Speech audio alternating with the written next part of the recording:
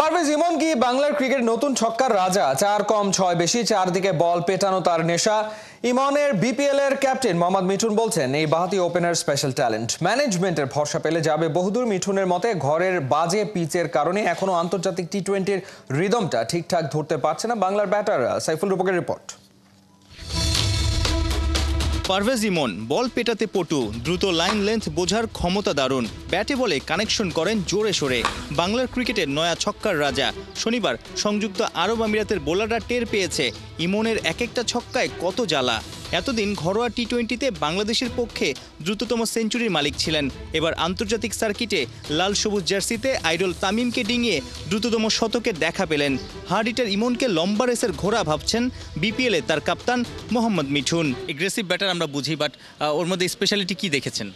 আসলে টি-20 যে পাওয়ার ক্রিকেট বলে, আপনি বাংলাদেশি ব্যাটসম্যানদের যে ল্যাকিংসটা আছে পাওয়ার ক্রিকেট, ও পাওয়ার ক্রিকেটটা খেলতে পারে। আপনি যদি ওর শর্টসগুলো দেখেন, অন্যান্য ব্যাটসম্যানের থেকে ওর শর্টসগুলো একটু অন্যরকম।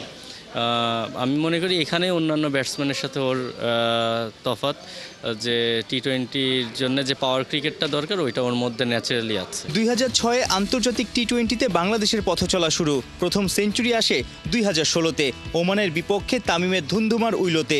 মাঝে 9 বছরের অপেক্ষা শেষে আরেক চট্টলা ছেলে ইমনের ব্যাটে সেই মাইলস্টোন। বাংলার ব্যাটাররা কেন নিয়মিত এমন উইলোবাজি করতে ব্যর্থ হচ্ছে? সেঞ্চুরি করার ক্ষেত্রে স্পেশালি টি-20 ফরম্যাটে খেলার ওয়েটাও ইম্পর্টেন্ট, যে ও কোন ওয়েতে ব্যাটিং করে।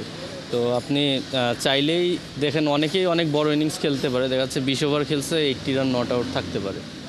বাট ও যেভাবে খেলে, ও 20 ওভার খেলতে পারে, ওর 100 হওয়ার সম্ভাবনা বেশি, কারণ ও 4 থেকে 6 বেশি মারতে পছন্দ করে। আর টি-20 অল অ্যাবাউট মানে 6 মারার খেলা আর কি। শনিবার শারজায় তুলনামূলক দুর্বল প্রতিপক্ষ আরব আমিরাতের বিপক্ষে ইমনের 54 বলে 100, অতিরিক্ত এসেছে 21, অর্থাৎ বাকিরা মিলে 66 বলে করেছে কেবল 70 রান। আমিরাতের জায়গায় শক্তিশালী প্রতিপক্ষ হলে হয়তো আরও চ্যালেঞ্জে পড়তে হতো টাইগারদের।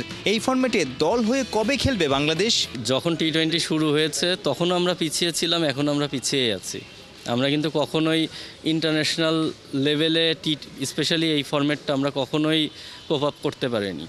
তো সেই জন্যেই দেখেন একটা দুইটা এরকম মানে ব্যক্তিগত পারফরমেন্স হচ্ছে, বাট আপনি টিম ওয়াইজ যদি চিন্তা করেন, এখনও বাংলাদেশ টিম এত বছর খেলার পরে যেই জায়গায় থাকার কথা ছিল, আমরা কিন্তু সেই জায়গায় নাই। ডেফিনেটলি অনেক কিছু ফ্যাক্ট করে। উইকেট একটা বড় চ্যালেঞ্জ হয়ে যায় আমাদের জন্য, কারণ আপনি বড় শটস খেলতে হলে আপনার মাসল মেমোরিটাও ইম্পর্টেন্ট। আমরা আসলে যেই টাইপের উইকেটে খেলি, আমাদের ওই অ্যালাউ করে না।